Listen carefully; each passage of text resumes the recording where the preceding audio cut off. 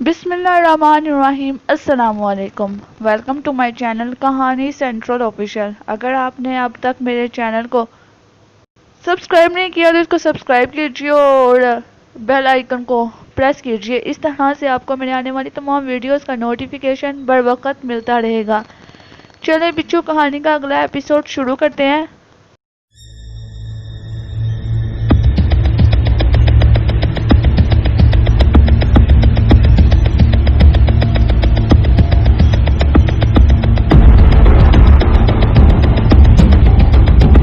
وہ اس سے کیا چاہتا ہے؟ اسے جیل سیف الملوک کیوں لے جانا چاہتا ہے؟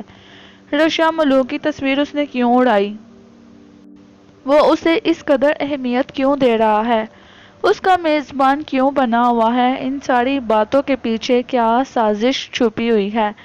برکھا اور چترو بیل کی طرح کیا یہ بھی کوئی مذموم مقاصد رکھتا ہے؟ وہ بازگر کے بارے میں سوچتا رہا اور الجھتا رہا، لیکن کسی نتیجے پر نہ پہنچ سکا۔ ساحل عمر کی آنکھ کسی آواز پر کھلی تھی۔ آنکھ کھلنے پر احساس ہوا کہ کوئی دروازے پر بڑے مہذبانہ انداز میں دستک دے رہا ہے۔ کمرے میں روشنی ہو رہی تھی، اس نے اندازہ لگایا کہ صبح ہو چکی ہے۔ پھر اس نے تکیے کے نیچے سے اپنی رسٹ واچ نکال کر ٹائم دیکھا۔ صبح کے 8 بج رہے تھے۔ وہ جلدی سے اٹھ کر دروازہ کھولا تو سامنے ہنستا مسکراتا بازگر نظر آیا۔ وہ شلوار قمیض پر کڑی ہوئی کوئی کوٹی پہنے ہوئے تھا، سر پر گول ٹوپی تھی اور اس ٹوپی کے سامنے ایک چھوٹا سا رنگ برنگا پر لگا ہوا تھا۔ وہ اس وقت خاصا تر و تازہ نظر آ رہا تھا۔ آپ ابھی تک سو رہے ہیں؟ اس نے کمرے میں داخل ہوتے ہوئے پوچھا۔ رات کو ذرا دیر سے نیند آئی، ساحل عمر نے اس کا چہرہ بغور دیکھتے ہوئے کہا۔ اس کے دماغ میں کل شام اماں سے ہونے والی گفتگو گونجنے لگی۔ یہ شخص کس قدر معصوم بنا ہوا ہے۔ اس کے گھر جا کر اس کی غیر موجودگی میں پینٹنگ چرا لایا اور اس بات کا ذکر ابھی تک اس نے نہیں کیا۔ ساحل عمر کو بڑا غصہ تھا۔ وہ چاہ رہا تھا کہ اس کے کمرے میں داخل ہوتے ہی اس پینٹنگ کے بارے میں سوال کرے، پھر کچھ سوچ کر رک گیا۔ ابھی کچھ دیر انتظار کرنا چاہیے، ہو سکتا ہے وہ خود ہی ذکر کر دے۔ کیوں، کیا سوچ رہے؟ بازگر نے پوچھا۔ بازگر صاحب، میں آپ کے بارے میں سوچ رہا۔ وہ واش روم میں جاتے جاتے رک گیا۔ اس نے اسے ترچھی نظروں سے دیکھا۔ میرے بارے میں سوچتے رہے اور میں بھی بھلا کوئی سوچنے کی چیز ہوں؟ اس کے لہجے میں بڑی انکساری تھی۔ کیوں نہیں، کل آپ نے بہت اچھی باتیں کی، میں آپ کی باتوں سے خاصا متاثر ہوا ہوں۔ آپ کیوں مجھے بنا رہے ہیں؟ میں بنا رہا ہوں یا آپ مجھے بنا رہے ہیں؟ یہ بات اس نے کہنا چاہی لیکن ضبط کر گیا۔ میں ذرا منہ ہاتھ دھو لوں، آپ اتنی دیر میں اپنی پسند کا ناشتہ منگوا لیجیے۔ آپ نے ابھی تک ناشتہ تو نہیں کیا ہوگا؟ میں تمام کاموں سے فارغ ہو کر آ رہا ہوں، وہ خوش دلی سے بولا۔ رات کو آپ کہاں رہے؟ ساحل عمر نے سوال کیا۔ ارے ساحل صاحب، ہم غلاموں کا کیا ہے، جہاں جگہ ملی سو گئے، بازگر نے گول مول سا جواب دیا، پھر فوراً ہی بولا۔ آپ جلدی سے منہ ہاتھ دھو لیجیے، میں ناشتہ منگوا رہا ہوں، ذرا جلدی نکلنا ہے۔ اچھا ٹھیک ہے، یہ کہہ کر ساحل عمر واش روم میں گھس گیا۔ ناشتے سے فارغ ہو کر بازگر نے کہا، آئیے اب چلیے، جیپ والا ہمارا انتظار کر رہا ہوگا۔ ساحل عمر فوراً کھڑا ہو گیا۔ وہ دونوں کاؤنٹر پر آئے۔ بازگر نے کمرے کی چابی واپس کی، ہوٹل کا حساب کتاب کیا اور ساحل عمر کی طرف دیکھ کر مسکرایا اور آنکھ سے باہر نکلنے کا اشارہ کیا۔ بازگر نے ہوٹل کا حساب کر دیا تھا، چابی بھی واپس دے دی تھی۔ اس سے ساحل عمر نے اندازہ لگایا کہ اب ادھر لوٹ کر نہیں آنا، یا اگر آنا ہے تو اس ہوٹل میں واپس نہیں آنا۔ ساحل عمر کو یہ بات معلوم تھی کہ جھیل سیف الملوک پر کوئی ہوٹل نہیں، لوگ وہاں صبح جاتے ہیں اور شام تک ناران واپس آ جاتے ہیں۔ ہو سکتا ہے بازگر کا واپسی پر ناران رکنے کا ارادہ نہ ہو، وہ سیدھا کگان نکل جانا چاہتا ہو۔ اس نے اس مسئلے پر بازگر سے کوئی بات نہ کی۔ وہ اس کے پیچھے پیچھے ہوٹل سے باہر نکل آیا، پھر وہ جیپ میں بیٹھ کر جھیل سیف الملوک کی طرف چل دیے۔ ان کی جیپ کچے اور پتھریلے راستے پر چل رہی تھی۔ یہ ایک خطرناک راستہ تھا، کبھی اونچائی کبھی ڈھلان۔ جیپ موڑ کاٹتی تو سینے میں دم اٹکتا، یوں محسوس ہوتا کہ جیپ اب کھائی میں گری تب گری۔ جیپ کا ڈرائیور البتہ ایک ماہر شخص تھا، وہ بڑی مشاقی سے جیپ چلا رہا تھا، پھر بھی دل لرز رہا تھا۔ جیپ میں خاموشی چھائی ہوئی تھی۔ خدا خدا کر کر یہ سفر ختم ہوا، گلیشیئر آ گیا اور اس میں ایک فرلانگ لمبے گلیشیئر کو پیدل طے کرنا تھا۔ یوں گلیشیئر کہ اس پار پہنچانے کے لیے گھوڑے بھی یہاں موجود تھے، لیکن ساحل عمر نے پیدل چلنے کو ترجیح دی۔ یہ ایک خطرناک برفانی راستہ تھا، سیمنٹ کی طرح جمی ہوئی برف، اس پر اس طرح سنبھل سنبھل کر چلنا تھا کہ پاؤں نہ پھسلیں۔ ایک طرف برف کی دیوار، دوسری طرف کھائی اور مشکل سے 1.5 فٹ چوڑا راستہ۔ شروع میں ساحل عمر کو تھوڑی سی دقت ہوئی، لیکن پھر اسے اس گلیشیئر کو پار کرنے میں مزہ آنے لگا۔ ابھی صبح کا وقت تھا، اس لیے لوگوں کا زیادہ رش نہیں تھا، پھر بھی کئی فیملیاں ان کے آگے پیچھے تھیں، اور جھیل سیف الملوک جانے والوں میں عورتیں بھی تھیں، بچے بھی تھے، جوان بھی تھے، سبھی اپنی اپنی ہمت اور جرأت کا مظاہرہ کرتے گلیشیئر پار کر رہے تھے۔ برف کا تنگ اور پھسلن راستہ طے کرنے کے بعد ایک مرتبہ پھر جیپ کا سفر شروع ہوا۔ اچانک تیز اور ٹھنڈی ہوا چلنے لگی، بادل گرد آئے اور بارش کے آثار پیدا ہو گئے۔ ساحل عمر کو ہلکی سی سردی لگنے لگی۔ بازگر نے اپنے کندھے سے اتار کر ایک گرم چادر اس کے کندھے پر ڈال دی۔ ساحل عمر نے شکریہ کہہ کر اس چادر کو کھول کر اوڑھ لیا، پھر وہ ایک جیپ میں سوار ہو گئے۔ ابھی اور بلندی پر جانا تھا۔ یہ سب سے خطرناک راستہ تھا، بے حد تنگ، پتھریلا اور جان لیوا۔ یہاں چلنے والی جیپیں بھی خاموش تھیں، طاقتور انجنوں والی، ان کو چلانے والے بھی انتہائی ماہر ڈرائیور تھے۔ موت کے کنویں میں شاید جیپ چلانا آسان ہو، لیکن ان راستوں پر جہاں ہر فٹ کے فاصلے پر موت کا جال بچھا ہوا تھا، جیپ چلانا آسان نہ تھا۔ ایک تو راستہ اتنا خطرناک، اوپر سے بارش شروع ہو گئی، ایک قیامت پر دوسری قیامت۔ ساحل عمر دم سادے بیٹھا تھا، ہر موڑ پر، ہر چڑھائی پر، ہر ڈھلان پر اللہ یاد آتا تھا اور موت سامنے کھڑی دکھائی دیتی تھی۔ ساحل عمر کیونکہ ڈرائیور کے برابر والی سیٹ پر بیٹھا تھا، اسی لیے راستے کی ہولناکی پوری طرح اس کی نظر میں تھی۔ جب بارش اور تیز ہو گئی تو اس نے پیچھے مڑ کر بازگر سے کہا، بارش رکنے کا انتظار نہ کر لیں، راستوں پر پھسلن ہو گئی ہوگی۔ اس سے پہلے کہ بازگر کچھ بولتا، برابر بیٹھا ہوا ڈرائیور بولا، صاحب ڈرو مت، بارش ابھی رک جائے گی، راستوں پر پتھر پڑے ہوئے ہیں، اسی لیے راستوں پر پھسلن نہیں ہوتی، آپ آرام سے بیٹھے رہیں، یہ ہمارا روز کا کام ہے، آپ بے فکر ہو جائیں۔ ڈرائیور کے بیان سے ساحل عمر کو تسلی نہ ہوئی، اس نے بازگر کی طرف سوالیہ نظروں سے دیکھا۔ تب بازگر نے کہا، آپ پریشان نہ ہو، کسی قسم کا کوئی خطرہ نہیں ہے۔ اچھا، یہ کہہ کر ساحل عمر سیدھا ہو کر بیٹھ گیا۔ اس کی تھوڑی سی تسلی ہو گئی۔ بارش کی وجہ سے جیپ کے پھسلنے کا جو خوف اس کے دل میں پیدا ہوا تھا، وہ ڈرائیور کی وضاحت اور بازگر کی تائید کے ساتھ کم ہو گیا، لیکن راستے کی خطرناکی اپنی جگہ موجود تھی۔ خدا خدا کر کے یہ سفر تمام ہوا۔ آگے راستہ بند تھا، جیپ اس سے آگے نہیں جا سکتی تھی، بارش رک چکی تھی۔ اب جھیل سیف الملوک تک جانے کے لیے پیدل سفر کرنا تھا۔ چاروں طرف اونچے اونچے پہاڑ تھے جن پر برف جمی ہوئی تھی، ہر طرف سحر انگیز مناظر تھے۔ اللہ نے یہ حسن کہاں لا کر کھڑا کیا تھا؟ وہ دونوں خاموشی سے کبھی ایک ساتھ اور کبھی آگے پیچھے چلے جا رہے تھے۔ پھر اچانک وہ لمحہ آیا، لمحہ حیرت، سانس جہاں ہو وہیں رک جائے۔ ایک موڑ مڑتے ہی جیسے ہی سامنے نگاہ اٹھی تو آنکھیں پلک جھپکنا بھول گئیں، سانس اوپر کا اوپر اور نیچے کا نیچے رہ گیا، روح پر ایک دم سرشاری سی چھا گئی۔ سبحان اللہ تیری قدرت۔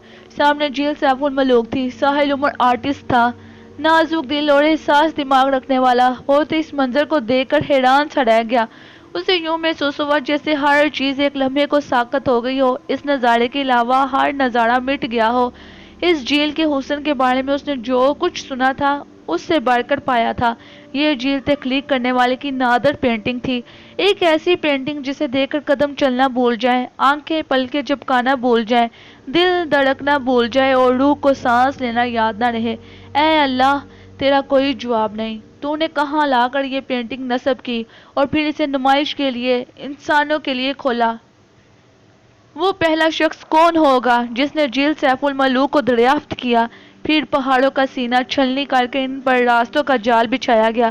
یہ راستے اگرچہ بے حد خطرناک اور جان لیوا ہیں، لیکن اس جھیل کی کشش انسان کو اپنی طرف کھینچے لیے جاتی ہے۔ بازگر نے ٹھیک ہی کہا تھا، جب اللہ کوئی چیز تخلیق کرتا ہے تو اس کی نمائش کا انتظام بھی کرتا ہے۔ وہ خود کو چھپا کر نہیں رکھنا چاہتا، کائنات کا ذرہ ذرہ اس کا مظہر بن جاتا ہے، وہ ہر طرف دکھائی دینے لگتا ہے، بس ذرا سی توجہ چاہیے، دیکھنے والی آنکھ چاہیے۔ جھیل سیف الملوک جہاں سے اچانک دکھائی دیتی ہے اور بندے پر سحر طاری کر دیتی ہے، وہ مقام اونچائی پر ہے، جبکہ جھیل سیف الملوک گہرائی میں ہے۔ اور اس مقام سے 1.5 فرلانگ کے فاصلے پر ہے۔ تھوڑا سا آگے بڑھ کر یہاں چند دکانیں اور ایک چھوٹا سا ریسٹورنٹ ہے۔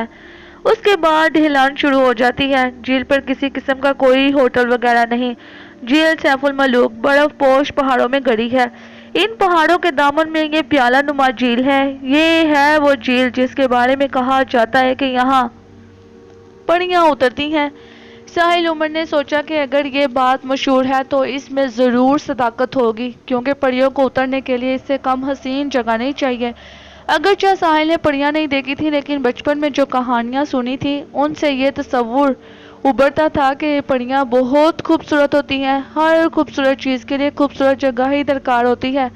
ساحل عمر نے جھیل کے کنارے کنارے دور تک چکر لگایا، پھر وہ برف پوش پہاڑ پر چڑھا۔ موسم بہت خوشگوار تھا۔ جھیل پر اب خاصے لوگ آ چکے تھے۔ بازگر اور ساحل عمر نے اوپر آ کر کھانا کھایا، چائے پی، کچھ دیر بیٹھ کر ادھر ادھر کی باتیں کی، پھر وہ دونوں جھیل پر آ گئے۔ ساحل عمر جھیل کے نظاروں میں مہو تھا۔ وہ سوچ رہا تھا کہ اگر اس کے پاس کاغذ اور پینسل ہوتی تو وہ مختلف منظروں کو اسکیچ کر لیتا۔ اس کے پاس تو کیمرہ بھی نہیں تھا۔ اگر کیمرہ بھی ہوتا تو وہ ان منظروں کی عکس بندی کرنے کے بعد انہیں دیکھ کر پینٹنگ بنا لیتا۔ ابھی وہ انہی سوچوں میں گلتا تھا کہ اچانک اس نے محسوس کیا کہ بازگر اس کے آس پاس نہیں ہے۔ اس نے جلدی جلدی آس پاس نظریں دوڑائیں، لوگوں کے ہجوم میں اسے دیکھا، لیکن وہ کہیں نظر نہ آیا۔ پھر اس کی نظر سامنے اونچائی پر پڑی۔ وہ اونچائی پر برف پر چلتا ہوا دکھائی دیا، پھر وہ پہاڑ کے پیچھے گم ہو گیا۔ اسے بڑی حیرت ہوئی کہ وہ پہاڑ کے پیچھے اتنی آسانی سے کیسے چلا گیا۔ ابھی وہ سوچ ہی رہا تھا کہ کیا کرے، اتنے میں ایک چھوٹی سی بچی نے اس کا ہاتھ پکڑ لی اور اس کا ہاتھ پکڑ کر زور سے ہلایا اور بولی، انکل انکل۔ وہ 5 سال کی بڑی پیاری سی بچی تھی۔ ساحل عمر نے سوچا کہ اس بچی نے کسی غلط فہمی میں اس کا ہاتھ پکڑ لیا ہے۔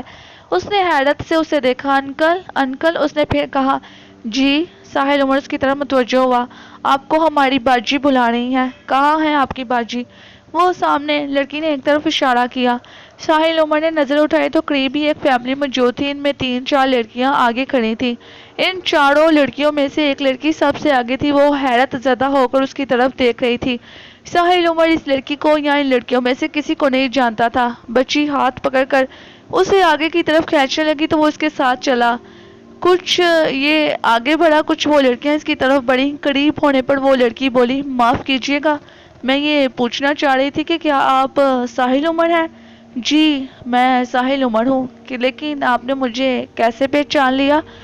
ساحل عمر حیرت زدہ ہو کر بولا، ایک رسالے میں پینٹنگ کے ساتھ آپ کی تصویر چھپی تھی، اس تصویر سے آپ کو پہچانا۔ میں نے اپنی بہنوں کو بتایا تو یہ لوگ شک و شبہ میں پڑ گئی، انہیں یقین نہیں آیا، لیکن مجھے یقین تھا کہ آپ ضرور ساحل عمر ہیں، اس لیے میں نے گڑیا کو آپ کے پاس بھیجا۔ آئیے میں آپ کو اپنے ڈیڈی اور بڑے بھائی سے ملواؤں۔ یہ کہہ کر اس نے پیچھے دیکھا۔ ساحل عمر نے 10-12 قدم کے فاصلے پر 2 مردوں کو کھڑے ہوئے پایا۔ وہ ادھر ہی دیکھ رہے تھے۔ میرا نام شگفتہ ہے۔ پھر اس نے اپنی بہنوں کے نام بتائے اور آگے بڑھی۔ آپ کے ساتھ کون ہے؟ شگفتہ نے آگے چلتے ہوئے سوال کیا۔ میرے ساتھ میرا ایک دوست ہے، وہ ابھی اس پہاڑ کے پیچھے گیا ہے۔ کس پہاڑ کے پیچھے؟ وہ سامنے۔ ساحل نے ادھر اشارہ کیا۔ لیکن وہ وہاں کیا کرنے گئے ہیں؟ وہاں تک چلے کیسے گئے؟ کسی بندے کا وہاں جانا آسان نہیں ہے۔ وہ لڑکی حیرت زدہ رہ گئی۔ تو وہ بندہ کب ہے؟ وہ تو جن ہے، جن، ساحل عمر نے ہنس کر کہا، اور اس طرح بات ہنسی مذاق میں اڑ گئی۔ شگفتہ نے اپنے ڈیڈی کے نزدیک پہنچ کر ساحل عمر کا تعارف کروایا۔ شگفتہ کے ڈیڈی اور بڑے بھائی ساحل عمر سے اچھی طرح ملے۔ انہوں نے اسے اپنے ساتھ چائے پینے کی دعوت دی اور جو ساحل عمر نے فوراً قبول کر لی۔ شگفتہ فائن آرٹس کی طالبہ تھی اور کراچی کے ایک اسکول سے فائن آرٹس میں ڈپلومہ کر رہی تھی۔ اس کے علاوہ وہ ایک بولڈ اور بولنے والی لڑکی تھی، اس لیے زیادہ ہی اسے سوال جواب کرتی رہی۔ ساحل عمر ان لوگوں کے ساتھ دڑی پر بیٹھ گیا اور گپ شپ میں مشغول ہو گیا۔ وہ تھوڑی تھوڑی دیر بعد اپنے دائیں بائیں اور سامنے نظر اٹھا کر دیکھ لیتا تھا، لیکن بازگر کا کہیں پتہ نہ تھا۔ پتہ نہیں وہ کہاں چلا گیا، اور کہیں گیا تھا تو اسے بتا کر کیوں نہیں گیا تھا۔ خیر کوئی بات نہیں، اگر اسے اکیلے واپس جانا پڑا تو وہ اس فیملی کے ساتھ واپس چلا جائے گا۔ پریشانی کی اب کوئی بات نہیں تھی، یہ لوگ بھی کراچی کے تھے۔ اب شام ہونے کو تھی، بہت سے لوگ واپس جا چکے تھے، کچھ راستے میں تھے، کچھ جھیل سے اٹھنے کی تیاری میں تھے۔ ساحل عمر اب بازگر کی طرف سے مایوس ہو چکا تھا، لہذا اس نے اس فیملی کے ساتھ ہی واپسی کی۔ ठान ली थी। जब ये लोग वापस जाने के लिए उठे तो वो भी उनके साथ साथ बातें करता हुआ चल पड़ा। अभी साहिल उमर ऊपर इन दुकानों तक पहुंचा ही था कि किसी ने उसके कंधे पर बड़ी नरमी से हाथ रख दिया। साहिल उमर ने पीछे मुड़कर देखा तो बाज़गर शर्मिंदा सा खड़ा था। मैं माफ़ी चाहता हूँ, मुझे देर हो गई। बाज़गर को देखकर उसकी जान में जान आई। खामखा इस फैमिली का एहसान लेना पड़ता। उसकी जेब में एक पैसा ना था। उसकी कलाई पर एक कीमती घड़ी जरूर थी। इस घड़ी को फरोख्त करना पड़ता या इन लोगों से पैसे उधार मांगने पड़ते, तभी कराची वापसी मुमकिन थी। कोई बात नहीं, आइए वापस चलें। साहिल उमर ने नरम लहजा अख्तियार किया। हम अभी यहाँ रुकेंगे? बाज़गर ने यह बात इतनी ज़ोर से कही कि वो लोग भी सुन लें। अच्छा ठीक है साहिल साहब, आप रुके, हम चलते हैं। अब आपसे नारायण में मुलाकात होगी, आप हमारे होटल ज़रूर आइएगा। देखिए आइएगा ज़रूर। शगुफ्ता ने अपने होटल का नाम और कमरा नंबर बताया। जी ठीक है, मैं ज़रूर आऊँगा। साहिल उमर ने ऐसे ही वादा कर लिया। इस फैमिली के आगे बढ़ जाने के बाद उसने बाज़गर को आड़े हाथों लिया। साहब, आप बगैर बताए कहाँ गायब हो गए थे?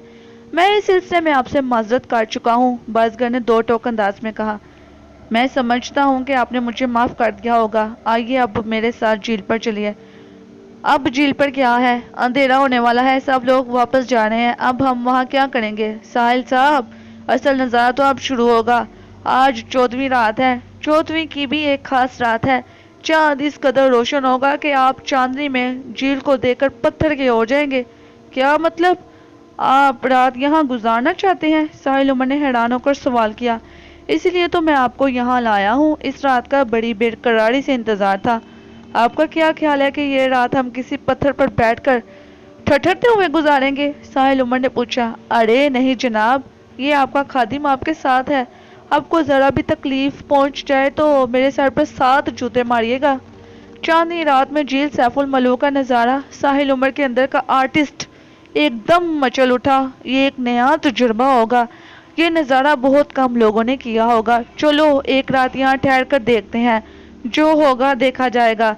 जब वो झील पर वापस पहुंचे तो वहां से सब लोग जा चुके थे। एक शख्स भी वहां मौजूद ना था। अलबत्ता झील के दूसरे किनारे पर एक छोटा सा सुरंग खैमा जरूर नजर आ रहा था। साहिल उमर ने इस तरफ इशारा करके पूछा, इस खैमे में कौन है? चंद लम्हों तक जब कोई जवाब न आया तो इसका दिल जोर जोर से धड़कने लगा। उसने फौरन अपने दाएं बाएं फिर पीछे देखा। बाज़गर का कहीं पता ना था। साहिल उमर के होश उड़ गए। अब वापसी का वक्त नहीं रहा था। सारी जीपें वापस जा चुकी थीं। सामने एक खैमा था और वो था। अभी थोड़ा सा उजाला बाकी था। वो धड़कते दिल के साथ इस खैमे की तरफ बढ़ने लगा।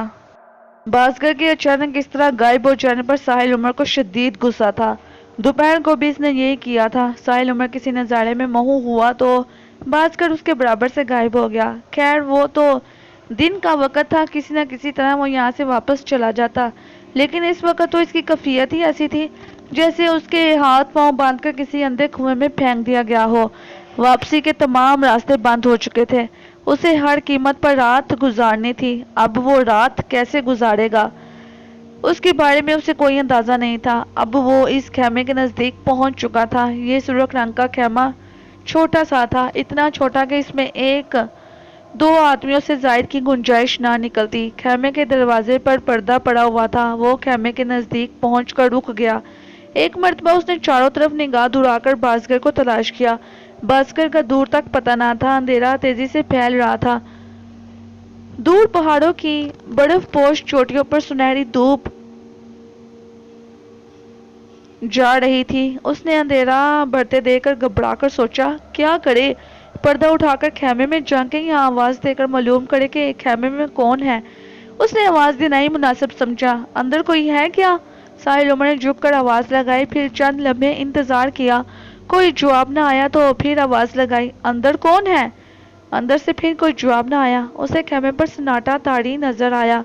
खेमे में शायद कोई नहीं था। अब उसने आगे बढ़कर पर्दा हटाकर अंदर झांकने का फैसला किया। उसने सामने पर्दे को हाथ लगाया तो वो नहीं खुला। दोनों पर्दों को बड़े बड़े सुराखों में सफेद रस्सी परोकर बंद किया गया था। इस रस्सी को अंदर की तरफ से भी खोला जा सकता था और बाहर की तरफ से भी। साहिल उमर ने अकड़ू बैठकर पर्दे की रस्सी खोली और फिर रस्सी ढीली कर पर्दे को नीचे से थोड़ा सा ऊपर उठाया। अंदर झांक कर देखा, अंदर कोई नहीं था। اس نے خیمے کے اندر گھسنے کا فیصلہ کر لیا۔ اندر جانے سے پہلے اس نے کھڑے ہو کر ایک مرتبہ پھر چاروں طرف نظریں گھمائی، لیکن اسے کہیں بازگر نظر نہ آیا۔ اس خیمے کا مالک اس نے برف پر بیٹھ کر اپنے جوتے اتارے اور ہاتھوں کے بل گردن جھکا کر اندر داخل ہو گیا۔ اندر بیٹھ کر اس نے اپنے جوتے اٹھائے اور اندر ایک کونے میں رکھ دیے۔ پھر اس نے خیمے کا جائزہ لیا۔ اس خیمے میں ضرورت کی ہر چیز موجود تھی۔ آرام دہ بستر، زبردست اونی کمبل، پہننے کے لیے گرم کپڑے، کھانا، چائے، ایمرجنسی لائٹ، کیا چیز ایسی تھی جو وہاں نہ تھی؟ اس خیمے میں بڑے آرام سے رات گزاری جا سکتی تھی، بشرطیکہ خیمے والے نے اسے آ کر باہر نہ نکال پھینکا۔ آج کا پورا دن ساحل عمر نے جھیل پر گھومتے پھرتے گزارا تھا۔ اس پر تھکن طاری ہو رہی تھی۔ ایسا پرآسائش خیمہ دیکھ کر مزید دل مچل گیا تھا۔ اس نے ایمرجنسی لائٹ جلا کر ہاٹ پاٹ پر رکھی اور اس کے برابر رکھا ہوا تھرماس اٹھا لیا۔ اس کا ڈھکن کھول کر جھانکا تو اس میں سے بھاپ اٹھتی نظر آئی۔ وہ پورا تھرماس نفیس چائے سے بھرا ہوا تھا۔ ایک کپ میں چائے پی کر اس نے تھرماس بند کر دیا اور کمبل اپنے جسم پر ڈال کر نیم دراز ہو کر چائے پینے لگا۔ چائے کا پہلا گھونٹ لیا تو ایک لطیف ذائقہ حلق سے اترتا چلا گیا۔ وہ بہت مزیدار چائے تھی۔ چائے پی کر وہ تکیہ سر کے نیچے کھسکا کر کچھ دیر آرام کی غرض سے لیٹ گیا۔ اس نے کمبل اپنے سینے تک ڈال لیا۔ سردی آہستہ آہستہ بڑھ رہی تھی۔ جسم کو تھوڑا آرام ملا تو اس کی آنکھیں بند ہونے لگی۔ پھر وہ یہ سوچتا سوچتا نیند کی آغوش میں چلا گیا کہ جانے کب خیمے والا آ جائے اور اسے خیمے سے باہر کر دے۔ 2 گھنٹے کے بعد اس کی آنکھ کھلی۔ اس نے گھبرا کر چاروں طرف دیکھا کہ وہ کہاں لیٹا ہے۔ وہ ابھی خیمے میں ہی تھا کہ خیمے کی ہر چیز اپنی جگہ جوں کی توں موجود تھی۔ کلائی گھڑی دیکھنے سے اندازہ ہوا کہ وہ 2 گھنٹے نہایت ہی اطمینان سے سویا ہے۔ اٹھا تو بھوک کا شدت سے احساس ہوا۔ اس نے ایمرجنسی لائٹ بستر پر رکھی اور ہاٹ پاٹ کھول کر اس کا کھانا پلیٹ میں نکال لیا۔ بڑے مزے سے اس نے روسٹ مرغی تنوری نان سے کھائی اور اس کھانے کا ذائقہ بھی بالکل مختلف اور بہترین تھا۔ پانی کے بڑے ہوئے کین سے پانی گلاس میں نکال کر خوب سیر ہو کر پیا۔ یہ پانی نہایت ہی شفاف اور لطیف تھا۔ جانے یہ کس کا خیمہ تھا؟ جانے کون اتنے اہتمام سے یہاں رات گزارنے آیا تھا؟ جانے وہ خیمہ چھوڑ کر کیوں چلا گیا تھا؟ ساحل عمر نے بڑے اطمینان سے اس خیمے پر قبضہ کر لیا تھا اور اپنے ابا جی کا مال سمجھ کر یہاں رہنے اور یہاں موجود چیزوں کو استعمال کرنے پر مجبور تھا۔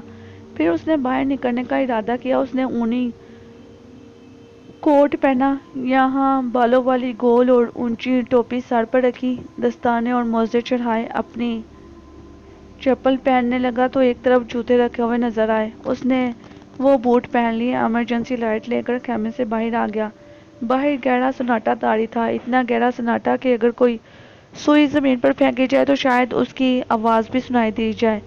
ساحل عمر ایک پرشور شہری کا باسی تھا۔ اتنا گہرا سناٹا اس نے کاہے کو دیکھا تھا؟ یہ سناٹا اس کی روح میں اترتا جا رہا تھا۔ چاند نکل آیا تھا لیکن وہ ابھی پہاڑوں کے پیچھے تھا۔ چاندنی برف پوش پہاڑوں پر برس رہی تھی۔ یہ برف پوش چوٹیاں برف کا لبادہ اوڑھے چاند کی روشنی میں چمک رہی تھی۔ یہ ایک سحر انگیز نظارہ تھا۔ ساحل عمر ان چمکتی چوٹیوں کو حیران ہو کر دیکھنے لگا۔ یہ ایک نادر حسن تھا۔ ایسا حسن دیکھنے کو کہاں ملتا ہے؟ وہ پھر جھیل کے اطراف ٹہلنے لگا۔ اسے بازگر کا انتظار تھا۔ اس کی تلاش میں نظریں ادھر ادھر بھٹک کر واپس آ جاتی تھیں۔ آسمان روشن تھا، بالکل صاف تھا۔ چاند دھیرے دھیرے اوپر اٹھتا جا رہا تھا۔ ساحل عمر کا جہاں خیمہ تھا وہاں ابھی اندھیرا تھا۔ وہ جگہ پہاڑ کے سائے میں تھی۔ پھر اچانک چاند پہاڑ کی اونٹ سے نکل آیا۔ جھیل سیف الملوک ایک دم روشن ہو گئی۔ اس پیالہ نما جھیل میں چاند کا عکس نظر آنے لگا۔ چاروں طرف دودھیا چاندنی پھیل گئی۔ برف سے ڈھکے پہاڑوں پر چاندنی کچھ اس طرح منعکس ہو رہی تھی کہ یوں محسوس ہوتا تھا جیسے اچانک چاندنی کا سیلاب آ گیا ہو۔ آج چاند کچھ ضرورت سے زیادہ روشن تھا۔ بازگر نے صحیح کہا تھا، یہ 14ویں کے چاند کی کوئی خاص رات تھی۔ چاندنی رات میں نہایت جھیل سیف الملوک دن کی روشنی کے مقابلے میں کئی حسین نظر آ رہی تھی۔ یہ ایک ایسا نظارہ تھا جس کے لیے پتھر کھا ہوا جا سکتا تھا۔ ساحل عمر چاندنی رات میں نہایت جھیل سیف الملوک کو دیکھ کر وجد میں آ گیا۔ اسے بے اختیار اللہ یاد آ گیا اور خدائی مسکرا اٹھی۔ دیکھا میرا جمال، میں یہاں ہوں، میں کہاں نہیں ہوں۔ پھر ایک گونج سی پیدا ہوئی، جیسے پوری فضا گنگنا اٹھی اور جیسے یہاں کی ہر شے پکار اٹھی ہو، اللہ ہو، اللہ ہو۔ اور وہ یہ لمحہ تھا جب ساحل عمر نے سوچا کہ وہ کھڑے کھڑے پتھر کا ہو جائے گا، بس اسے دیکھنے والی آنکھ مل جائے اور یہ نظارہ ہمیشہ ہمیشہ کے لیے اس کی آنکھ میں منجمد ہو جائے، وہ اس نظارے کو دیکھ کر کبھی نہ تھکے۔ تب اسے بازگر یاد آیا، وہ اسے بہت اچھا لگا۔ اس نے اسے فوراً معاف کر دیا، یہ بازگر ہی تو تھا جس کی بدولت وہ جھیل کے اس حسن سے روشناس ہوا تھا۔ ساحل عمر نے گھڑی دیکھی، گھڑی میں اس وقت رات کا 1 بجا تھا، چاند اپنے پورے جوبن پر تھا، گہرا سناٹا، سخت سردی، برستی ہوئی چاندنی، گنگناتی فضا۔ وہ اس نظارے کو اپنی آنکھوں میں بھر لینا چاہتا تھا، اپنی روح میں اتار لینا چاہتا تھا، وہ اپنے آپ کو بھول جانا چاہتا تھا، اس وادی میں کھو جانا چاہتا تھا۔ تب اچانک اسے ہنسی کی آواز سنائی دی، وہ چونکا، ارے یہاں کون ہے؟ اس کے علاوہ بھی یہاں کوئی ہے؟ وہ ایک ہنسی کی آواز نہ تھی، وہ کئی ہنسیوں کی آواز تھی۔ ارے یہاں کون ہنس رہا ہے؟ شاید یہ وادی ہنس رہی ہے، کائنات گنگنا رہی ہے۔ پھر اس نے سامنے نگاہ کی تو پہاڑ کے پیچھے سے ان ہنسنے والیوں کو آتے دیکھا، وہ بڑی تیزی سے لہراتی ہوئی چلی آ رہی تھی، چھن چھن گھنگرو بج رہے تھے، نکڑی ہنسی کے فوارے چھوٹ رہے تھے۔ ساحل عمر جلدی سے خیمے کی اوٹ میں چلا گیا، پھر جب اس نے دیکھا کہ وہ اس طرف آ رہی ہیں تو وہ جلدی سے خیمے میں گھس گیا اور پردے کی اوٹ سے باہر جھانکنے لگا۔ 8 سبز لبادے میں تھی اور ان میں سے ایک جو ان کے درمیان تھی وہ سفید ریشمی لبادے میں تھی، اس کے سر پر رومال بندھا ہوا تھا، باقی 8 ننگے سر تھی اور ان کے سنہری بال کھلے ہوئے تھے۔ وہ ابھی ذرا دور تھی اس لیے ان کے چہرے واضح نہ تھے۔ پھر جب وہ قریب آ گئی تو ساحل عمر نے دیکھا کہ وہ 8 کی 8 اپنے حسن میں یکتا تھی، اور وہ 9ویں جو ان کے درمیان میں سبز پتوں میں کھلے کسی سفید پھول کی طرح تھی، اس کے حسن کی کوئی مثال نہ تھی، وہ بے نظیر تھی، اپنے حسن کی مثال آپ تھی، اور یہ وہ تھی جس نے اس کے خوابوں میں آ کر ہلچل مچا دی تھی، وہ رشا ملوک تھی جس کے اس نے خواب دیکھے تھے۔ پھر اس نے رشا ملوک کو اپنے خوابوں سے چرا لیا تھا، اس نے اسے کاغذ پر اتار دیا تھا، یہ ایک ایسی حسین پینٹنگ بنائی تھی کہ جو دیکھتا تھا دیکھتا رہ جاتا تھا۔ آج وہی پینٹنگ اس کے سامنے زندگی کا لبادہ اوڑھے پوری آب و تاب سے چمک رہی تھی۔ وہ بہت خوبصورت تھی، اتنی خوبصورت کہ آدمی پل کے جھپکانا بھول جائے، وہ اس کے تصور سے بھی کئی حسین تھی۔ اس کا بے اختیار جی چاہا کہ وہ خیمے سے باہر نکل کر اس کے سامنے آ جائے اور کہے، دیکھو میں ہوں ساحل عمر جس کے خوابوں میں آ کر تم نے قیامت مچا دی تھی، کیا تم مجھے پہچانتی ہو؟ لیکن اس نے ایسا نہ کیا، اپنے دل کو سنبھال لیا، باہر جانے سے روک لیا۔ ہو سکتا ہے وہ اسے پہچانتی نہ ہو، کیا ضروری ہے کہ اگر وہ اس کے خوابوں میں آتی تھی تو وہ بھی اس کے خوابوں میں آتا ہوگا؟ اگر اس نے پہچاننے سے انکار کر دیا تو پھر کیا ہوگا؟ اگر اس کے پاس رشا ملوک کی پینٹنگ ہوتی تو پھر کچھ بات بن سکتی تھی، وہ ثبوت کے طور پر اس پینٹنگ کو پیش کر سکتا تھا۔ ابھی وہ انہی سوچوں میں گلتا تھا کہ باہر ہلچل مچی، وہ 8 حسینیں چھن چھن کرتی رشا ملوک سے دور ہوئی، وہ چاروں طرف پھیل گئی، انہوں نے اپنے نازک ہاتھوں کے پیالے بنا کر منہ پر رکھے اور مترنم آواز میں اعلان کرنے لگی، یہاں کون ہے؟ اگر یہاں کوئی ہے تو اسے چاہیے کہ وہ اپنی آنکھوں پر ہاتھ رکھ لے، رشا ملوک کو ہم نہلائیں گے، اگر کسی نے اسے دیکھنے کی کوشش کی تو اس کی آنکھیں جاتی رہیں گی۔ 8 باندیاں یہ اعلان بار بار کر رہی تھی اور اس اعلان کی گونج پہاڑوں تک سنائی دے رہی تھی۔ ساحل عمر کا دل بہت مچلا کہ وہ اپنی آنکھیں کھلی رکھے اور وہ جلوہ دیکھے جس کی تاب نہ لا کر اس کی آنکھیں بے نور ہو جائیں۔ پھر اس نے سوچا کہ اگر واقعی اس کی آنکھیں بے نور ہوگی تو وہ کیا کرے گا؟ آنکھیں ہیں تو جہان ہے، یہ نظارے ہیں، اسے کسی قسم کی حماقت نہیں کرنی چاہیے۔ وہ نہ چاہتے ہوئے بھی اپنے دل پر جبر کر کر خیمے کے پردے کے پاس سے ہٹ گیا، وہ بستر پر سیدھا لیٹ کر خیمے کی چھت کو گھورنے لگا۔ خیمے کے باہر سے نکڑی کہکوں کی آوازیں آتی رہیں اور وہ خیمے کی چھت کو گھورتا رہا۔ یہ ایک خاص رات تھی، 14ویں کا چاند یوں تو ہر ماہ ہی طلوع ہوتا تھا، لیکن یہ رات سال میں 1 مرتبہ آتی تھی۔ اس رات رشا ملوک اپنی ہمجولیوں اور باندیوں کے ساتھ جھیل پر نہانے کے لیے آتی تھی، یہ خاص غسل اس کے حسن میں مزید 4 چاند لگا دیتا تھا۔ اس رات رشا ملوک کے حسن بے مثال کو بے نقاب چاند نے دیکھا، ستاروں نے دیکھا، پہاڑوں نے دیکھا، جھیل کے پانی نے اسے اپنی آغوش میں لیا۔ محروم رہا تو صرف ساحل عمر۔